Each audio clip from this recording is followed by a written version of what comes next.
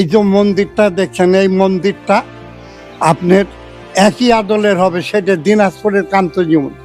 নন্দ ঘোষ, যত দোষ নন্দ ঘোষ বলে না, গাভী দুয়াচ্ছে, ছানা ক্ষীর দুধ যা লাগবে তারপর এই ভান্ডর। হ্যাঁ, এই ভান্ডর ভিতরে আছে ঘোল।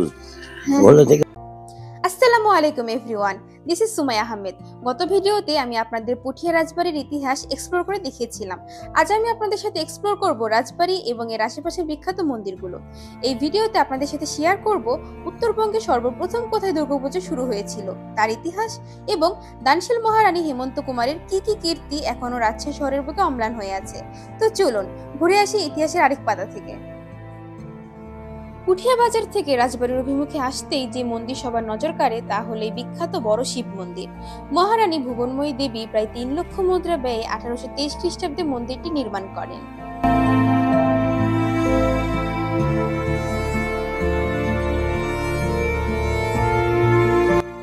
এই মন্দিরটির দক্ষিণ পারে শিবসাগর নামে বিখ্যাত দিঘি এর সৌন্দর্য আরো বর্ধন করেছে। পঞ্চরত্ন শিব মন্দির নামেও এর পরিচিতি বেশ। মন্দিরের দেয়ালের বাইরে পলেস্তরে বিভিন্ন পৌরাণিক কাহিনী সুন্দরভাবে অলঙ্কৃত ছিল। মোস্ট ইম্পর্টেন্ট হলো এই মন্দিরের শিবলিঙ্গটি দক্ষিণ এশিয়ার দ্বিতীয় বৃহত্তম শিবলিঙ্গ।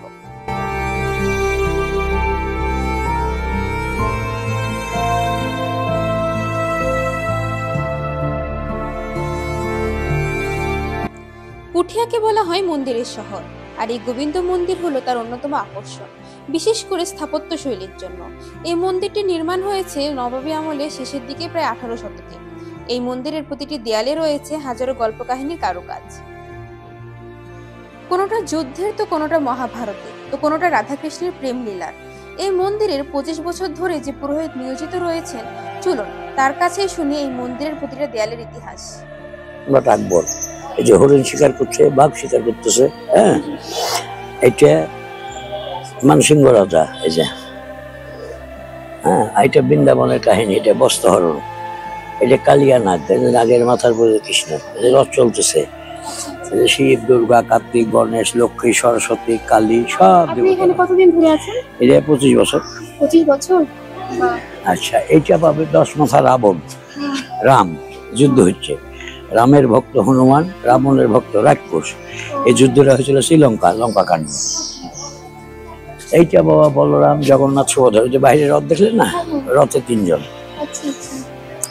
এইটা পাবে বৃন্দাবনের কাহিনী, বৃন্দাবনের সুখ সারি পাখি, কৃষ্ণ বসে আছে, বড় বড় ভিক্ষা যাচ্ছে, এটা বুদ্ধদেব। হ্যাঁ, আর এইটা হলো মহাভারতের কাহিনী, পঞ্চপাণ্ডব, যুধিষ্ঠির, ভীম, অর্জুন, নকুল, সহদেব, এটা কুরুক্ষেত্রে যে যুদ্ধ হয়েছিল অর্জুনের সাথে। এটা পাবে বৃন্দাবন থেকে মথুরা, কৃষ্ণের জন্মস্থান, কৃষ্ণ কদম গাছের ডালে ওর প্রিয় ভক্তই হলো গাভী। এটা নন্দ ঘোষ, যত দোষ নন্দ ঘোষ বলে না, গাভী দুয়াচ্ছে, ছানা ক্ষীর দুধ যা লাগবে তারপর এই ভান্ডর। হ্যাঁ, এই ভান্ডর ভিতরে আছে ঘোল। ঘোলে থেকে হবে ননি বা মাখন। এটা কৃষ্ণ খুব খাওয়ার জন্য বসে আছে। এইটা অষ্টম গর্ভে, মানে সপ্তম গর্ভ পর্যন্ত যেগুলো হয়েছে, আসাদে মারি ফেলিসের মামা কংস। আর অষ্টম গর্ভে যখন কৃষ্ণ জন্মগ্রহণ করে, তখন বলে যাক বিষ খায় মারো। প্রথমার 21 স্তনে বিষ মাখায় দেখা হচ্ছে, যে প্রথমার 21 পরে মারা গেছে, আর মা কোলে তুলে নিচ্ছে। হ্যাঁ, এই যে দোল খাওয়াচ্ছিল, এই যে মুন্ডুরাকে হাত মেরে ভাঙছে। এইটা বৃন্দাবনের রথ, বৃন্দাবনের রথ। এটা দুর্গারই এক রূপ বাবা। হ্যাঁ, আর এইটা বৃন্দাবনে অহরহ কীর্তন হচ্ছে, যে পার থেকে এই পার পর্যন্ত। আর এই জায়গাটা 71-এ পাক বাহিনীরাই ককটেল মারেছিল, ফাইটে ফাইটে পড়ে গেল। কি চমৎকার ভাবে উনি আমাদের মাঝে তুলে ধরলেন প্রতিটি কারুকাজের ব্যাখ্যা। চলুন এখানে বসবাসরত আরেকজন বাসিন্দার কাছে এবার মন্দির ও মহারানী হেমন্ত কুমারী নিয়ে কিছু কথা শুনি। এই যে মন্দিরটা দেখছেন, এই মন্দিরটা আপনার একই আদলের হবে, সেটা দিনাজপুরের কান্তজি মন্দির। কান্তজি মন্দির আর এই মন্দিরটা একই আদলের হবে, তবে ওই মন্দিরটা এই মন্দিরটার চাইতো আয়তন হাইটে, ওইটা আরো বড়, এটা ছোট। এই মন্দিরটা তৈরি হয়েছে 1616, 408 বছর এই মন্দিরটার বয়স। আর এই মন্দিরটা স্থাপিত করেছে, ওনার নাম হচ্ছে প্রেম নারায়ণ রায়। এটা বাংলাদেশের মধ্যে রাজশাহী ডিস্ট্রিক্ট। রাজশাহী ডিস্ট্রিক্ট কিন্তু আপনি সবচাইতে রাজা জমিদার বেশি। তো রাজশাহী সাহেব বাজার আছে, সাহেব বাজারের পর সোনাদিঘির মোড় আছে, সোনাদিঘির মোড়ে দক্ষিণে যে কলেজটা আছে, কলেজের পাশে ছাত্রবাসটা আছে, ওই ছাত্রবাসটা এই পুঠিয়ার মহারানী হেমন্ত কুমারী ওই ছাত্রবাসটা তৈরি করে দেন।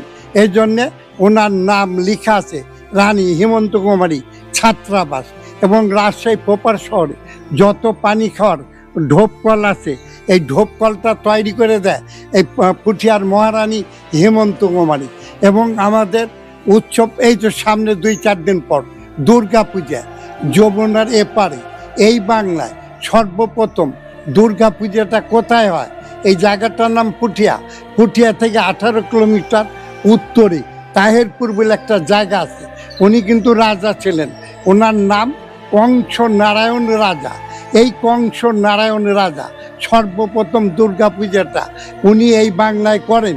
এই জন্য 19 সালে তাহেরপুরের এমপি সাহেব, ওনার নাম এনামুল হক সাহেব, এনামুল হক সাহেব ইন্ডিয়া কলকাতা থেকে ব্রঞ্চের উপরে দুর্গা কিনে নিয়ে আসে রাজা কংস নারায়ণের নাম ঘর দরজা করে স্থাপিত করে দেয়। আচ্ছা, অনেক ধন্যবাদ আপনাকে। পুঠিয়া রাজবাড়ি শুধু একটা ঐতিহাসিক স্থান নয়, এটা আমাদের ঐতিহ্যের গর্ব। রাজবংশীয়দের শিল্প সংস্কৃতি, স্থাপত্য আর ধর্মীয় চেতনার অমূল্য নিদর্শন এই রাজবাড়ি। ইতিহাস আর ঐতিহ্য জানতে হলে একবার অন্তত এই জায়গায় ঘুরে দেখা উচিত। আশা করি ভিডিওটা আপনাদের ভালো লেগেছে। ভালো লেগে থাকলে লাইক, কমেন্ট আর শেয়ার করতে ভুলবেন না। আর এমন আরো ঐতিহাসিক প্রাকৃতিক জায়গার ভিডিও দেখতে চাইলে পেজটা ফলো করুন। নেক্সট ভিডিও ইনশাল্লাহ coming soon. Till then, stay happy and healthy and stay tuned with Sumaya Ahmed.